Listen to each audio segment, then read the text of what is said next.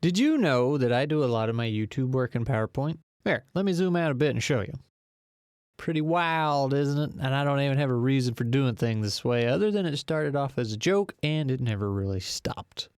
Anyway, hello and welcome back to a Squirrel Plays. Today we're going to be talking about inventory management, and now that I say that out loud, I feel like I'm back in the office talking about manufacturing nonsense. But no, I'm talking about inventory management inside of games, ttrpg specifically, though we will probably take a look at a couple of video games along the way. This isn't a chat about how to perfectly balance inventory management in a way that is superior to all others. Instead, it's a chat about different ways you can balance inventory so that it better fits your setting and the atmosphere that you're aiming for, and ultimately improve the narrative that you're hoping to achieve. So, to answer the thumbnail's question, why have inventory limits, I would say to enhance the player's experience, which honestly sounds like corporate speak for I don't know. I think I mentioned a long while back in my original Mausritter video that I wasn't a fan of strict inventory limits, especially in video games. It's just not something I want to deal with.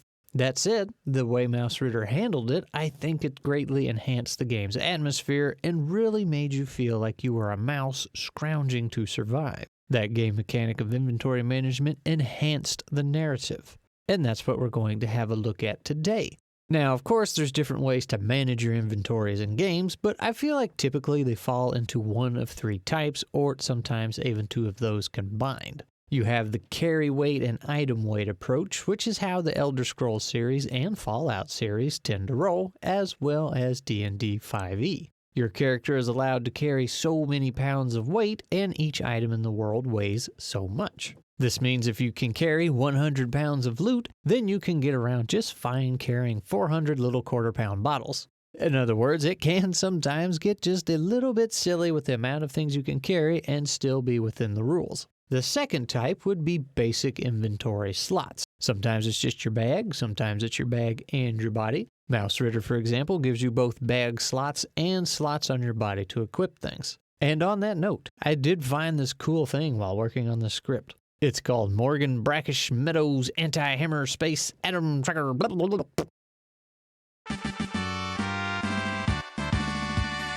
And despite the incredibly long name, it's actually a very straightforward system and looks to be really cool. As you can see, you have slots for items, where the size of the item can occupy multiple slots, and your armor type can determine how much inventory space you lose as well. I haven't tried it yet, obviously, because I just found it while making this, but it does seem really neat, and I'll leave a link in the description if you want to give that a shot in some of your own games. Tangent aside, if we go back to the video game side of things, Astroneer takes a very similar approach. Your backpack can hold up to 8 slots of goodies, you can equip 2 things on it as well, and then your terrain manipulator thingamabob can hold either 3 items or tools to modify its behavior.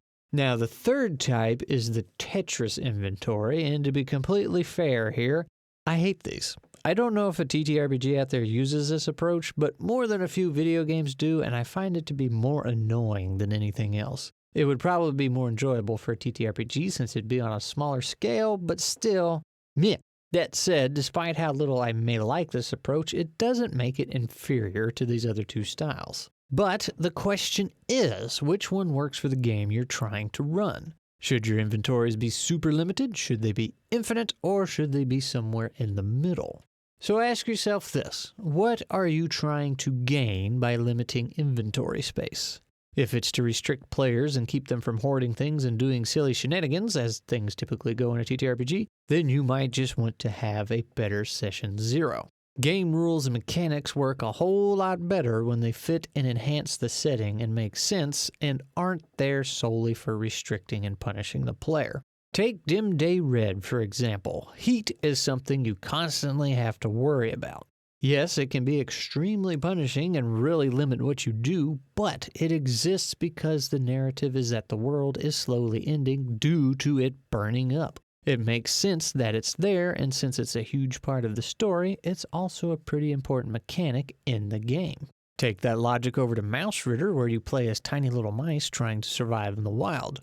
You scrounge whatever you can, but are only able to carry so much, and just about everything you use has such a short lifespan to it, so you're always on the hunt for the next item. That sewing needle you want to use as a sword might only be good for a couple of fights. That piece of pine cone you're using as a shield may only take a single blow before completely shattering. But at the same time, you can take the teeth of a larger animal and use that as a new weapon, bonus points if it was something poisonous. Or you can take the shells off a beetle and use that as armor to protect yourself.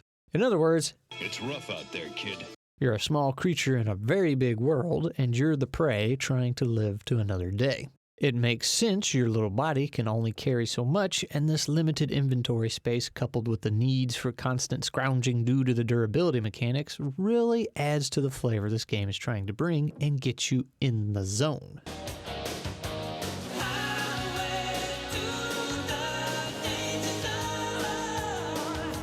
And again, I wasn't stoked at all about having such a limited inventory, but having tried it in this particular game, I can say I'm a big fan. It's one of those happy aggravations you have when you're playing. Now, would 6 slots of inventory space work as well in D&D 5e? Or at least your average fantasy session where the players are heroes and go slay a bunch of evil stuff? Odds are, probably not. But you could increase your odds with a little bit of hocus pocus abracadabra, alaka like and subscribe, baby. It would probably be more of a nuisance than anything, and considering the rest of 5e's mechanics, it's more than likely going to be a lot better for everyone to just let them grab and hold what they want. After all, there's probably a reason most people ignore a carryweight in that game, except the ones writing a comment right now proclaiming they never ignore it. And besides, just like everything else in 5e, as soon as you add something to hinder the players, the game provides a get-out-of-jail-free card for them. Look no farther than the bag of holding. Get 'em! However, as the GM, there is something you have up your sleeve. You, good sir or madam, are completely in control of the flow of items. The players may be able to carry 20 potions each, but you have to put them in the world for them to actually acquire. And this brings up an important consideration. If you, the GM, don't provide items for the players to find, loot, and use, then it could feel a bit restrictive on the player's part. Even if they don't use all of the items, it's still nice to loot them because deep down we're all just a bunch of greedy little goblins, right? On the flip side of this coin, if they're finding lots of items while out adventuring and the potion shop back in town is always completely stocked, but the players can only carry a few items at a time, then it's their choice to make on whether they carry health potions or something else. You can provide them with all the items in the world, while the game mechanics only allow them to carry so many. But it's their choice to make on how they want to play. If they want to always have a couple health potions on hand, they can. If they'd rather carry some scrolls, that is also an option. Or if they want to lug a bomb around to throw when the moment's right, again, they can do that. It's totally up to them. And with that limited inventory, they can only get past so many of the GM's encounters before they run out of goods. Now, I've brought up Mausritter a couple of times so far, but what about some other settings that might be a good reason to have a limited inventory? I believe a post-apocalyptic setting would benefit from it. Trying to survive a radioactive wasteland with only a handful of items would add to the charm. Bonus points if everything you find is in junk condition and doesn't work very well, so you're constantly looking for something better and more reliable. A Stone Agey Neolithic setting would probably benefit from a limited inventory as well. Items would probably be large and or heavy considering what they're made out of, so it makes sense not to carry a lot. But what if you didn't want to deal with equipment durability at all, but still wanted limited inventory and for it to actually mean something? In a fantasy setting, you can make it so the only way to heal yourself is through items. No magical abilities or taking a nap will do the job. Throw in some wound mechanics and health potions just got a whole lot more important. If you have some sort of mana system for your magic casting, that's another potion you'd want to try and keep on hand. Or you could take the 5e approach and actually use the components for spell casting. You could also make it to where all that gold you're hoarding actually takes up inventory space as well. Now you have to decide if you want to be greedy and hoard all the gold or take an extra potion with you so you don't bleed out on the road. If you're in a cyberpunk setting, maybe all those gadgets and gizmos in your body need some charging up, similar to magic abilities needing mana potions. Now you have to carry around some batteries, maybe some repair tools that have consumable parts you have to find more of to keep yourself in tip-top shape. Ammo takes up space too if you want to go down that route. In other words, you'll probably need to have some supporting mechanics to make your limited inventory make sense. Just limiting it for the sake of limiting it doesn't really add much. Or at the very least, it doesn't add as much as it could. In the 2 5e campaigns I ran, we didn't bother worrying about carry weight because it wasn't ever a concern. In that game, you have plenty of ways to take care of yourself without the need for additional items. There's several abilities and spells that can heal your wounds and remove status afflictions. On top of that, a good old-fashioned long rest can fix everything 100%. So while the players had a couple of potions on them from time to time, there was never really the need to gather as many as possible. As a matter of fact, most of their potions were silly ones that came from a random potion generator I made, and they were just getting them more out of curiosity and to goof around than with the actual aid of their survival. There was also no need to carry additional weapons or extra kits. What their characters came with and could carry even with vanilla rules was plenty.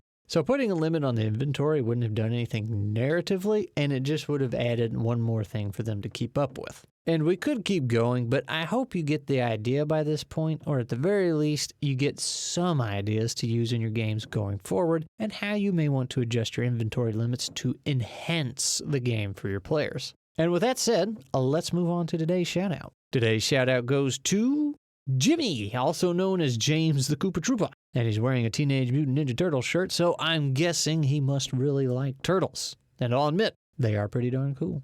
They're no squirrels, mind you, but they are pretty cool. I had a random one show up in my yard last year, and he decided to hang around for a few months before moving on. Dude would eat right out of your hand, too. He didn't care. Only aggravation I have is after I decided to buy the big tube of turtle food, he thought that'd be a good time to leave. We'll see if he comes back this year.